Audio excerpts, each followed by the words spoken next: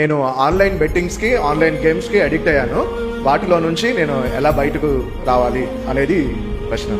Addictions ఏమున్నా కూడా చాలా మంది ఏమనుకుంటారంటే, నేను తాగుడికి బానిస, మానేసి ప్రభు దగ్గర రావాలి. నేను సిగరెట్కి బానిస, మానేసి ప్రభు దగ్గర రావాలి. ఆన్లైన్ బెట్టింగ్కి బానిస, మానేసి ప్రభు దగ్గర రావాలి అనేది ఎలా ఉంటుందంటే, ఇప్పుడు మన పరిమళక్క ఉంది కదా, పరిమళక్క ఏ డాక్టరు? Call doctor. పరిమళక్క నాకు తలనొప్పిగా ఉంది అని అన్న రోడ్డు మీద కలిస్తే, ఆ విలియమ్స్ ఇంటికి రా, ఇంటి దగ్గర నేను టెస్ట్ చేసి ఏమన్నా కళ్ళద్దాలు పడతాయేమో చూస్తాను అని అన్నది అనుకుందాం. ఒకవేళ ఆవిడ అలా అంటే, వద్దులేక తగ్గిన తర్వాత కలుస్తానులే అంటే ఎలా ఉంటుంది? నీ మీద నమ్మకం లేదు, నువ్వు వేస్ట్ దానివి, నా అంతా నేను తగ్గించుకుంటానులే, తగ్గిన తర్వాత కలుస్తానులే అన్నట్లుగా. ఇప్పుడు పరిమళక్క ప్లేస్లో దేవుని పెట్టండి, మీ తలకాయ నొప్పి ప్లేస్లో మీకున్నటువంటి అడిక్షన్ పెట్టండి. ఒకవేళ యేసు ప్రభు కలిసి, బాబు రా బాబు అని అంటే, వస్తాను కానీ ఎడిక్షన్ తగ్గిన తర్వాత వస్తానులే అంటే దేవుడు ఏమనుకుంటాడు? దేవుడి దగ్గరికి వెళ్ళాలంటే క్లీన్గా వెళ్ళాలని.